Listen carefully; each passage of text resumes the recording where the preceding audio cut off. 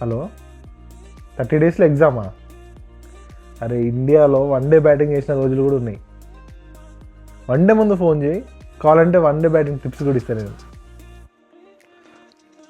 One eternity later. Hello, వన్డేలో ఎగ్జామ్సా? బాగైందా? ప్రతిదానికి over expression. One day batting, ఇప్పుడు అనండి. One day batting. అంటే నోరు పడిపోయిందా? జర్మన్లో ఎగ్జామ్ అంత ఈజీ కాదు బాస్. చాలామంది జర్మన్లో ఎగ్జామ్స్ని చాలా తక్కువ అంచనా వేస్తారు ఇనిషియల్గా, కానీ రిజల్ట్ మాత్రం ఫెయిల్. జర్మన్లో ఎగ్జామ్ అంటే జస్ట్ పేపర్ ఫిల్ చేయడం కాదు బాస్. క్వశ్చన్ పేపర్ చూసాక ఎగ్జామ్ 3 hours ఉంటుంది అనుకుంటున్నారా?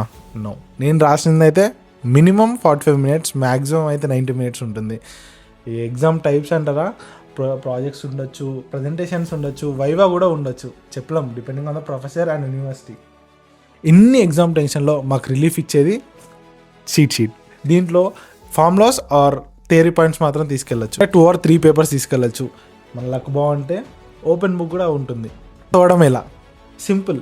క్లాస్కి రెగ్యులర్గా వెళ్తూ కాన్సెప్ట్ పైన ఫోకస్ చేసి సబ్జెక్ట్ నేర్చుకోవడమే. కష్టమే, బట్ తప్పదు. మీరు అనుకుంటున్నారేమో ఇంతకీ నాకెన్ని క్లియర్ అయ్యాయని.